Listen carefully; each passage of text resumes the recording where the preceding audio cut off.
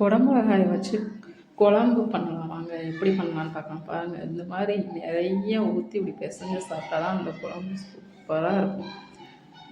குடமிளகா இருந்துச்சுன்னா ட்ரை பண்ணி பாருங்கள். அதுக்கு ஒரு குடமிளகா, சின்ன வெங்காயம் கொஞ்சம், 2 தக்காளி, இது மட்டும்தான், வேறு எதுவும் தேவையில்லை. குடமிளகாயை வந்து கட் பண்ணி வச்சுக்கோங்க.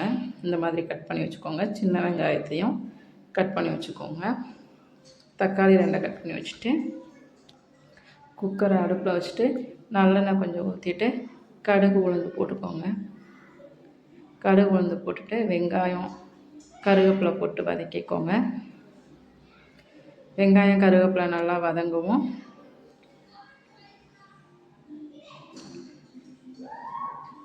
குடமிளகா கட் பண்ணி வச்சுருக்கோம்ல, அதை போட்டு நல்லா வதக்கிக்கோங்க. சப்ஸ்கிரைப் பண்ணுங்கள். நிறைய பேர் பார்க்குறீங்க, சப்ஸ்கிரைப் பண்ணுங்கள். அப்படின்னா தானே ஏதாவது புதுசாக ஏதாவது வீடியோ போட்டோன்னா உங்களுக்கு உடனுக்குடனே கிடைக்கும். தக்காளி கட் பண்ணி வச்சுருக்கோம், அந்த தக்காளியும் போட்டு நல்லா வதக்கிக்கோங்க.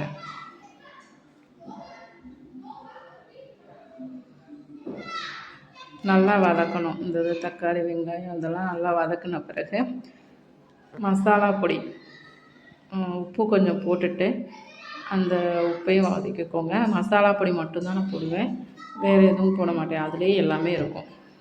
சீரகம், மிளகு, வத்தல், மல்லி எல்லாமே கலந்து அரைச்சி வச்சுருக்கேன். அதை மட்டும் தான் யூஸ் பண்ணுவேன். 1 ஸ்பூன் போட்டிருக்கேன். ஒரு காரம் கம்மியானால் கொஞ்சம் கம்மியாக பண்ணிக்கலாம். நல்லா அந்த மசாலா வடை போகிற வரைக்கும் வதக்கிட்டு தண்ணி இது கொஞ்சம் நல்லாவே ஊற்றிக்கோங்க. இது கொஞ்சம் தண்ணியாக இருந்தால் தான் டேஸ்ட்டு சூப்பராக இருக்கும். இது வந்து லைட்டாக ஊற்றி சாப்பிடக்கூடாது, நல்லா நிறைய ஊற்றி சாப்பிடணும். குடமிளகா காரமாலாம் இருக்காது. இந்த மாதிரி நல்லா கொதித்து மசாலா வடை போகவும் அப்படியே மூடி வச்சுட்டு ஒரு 3 விசில் மட்டும் விட்டுருங்க. ஓப்பன் பண்ணி பாருங்கள். சும்மா சூப்பராக கம கமன்னு குடமிளகாய் குழம்பு டிஃப்ரெண்ட்டாக இருக்கும். இந்த டேஸ்ட்டு ட்ரை பண்ணி பாருங்கள்.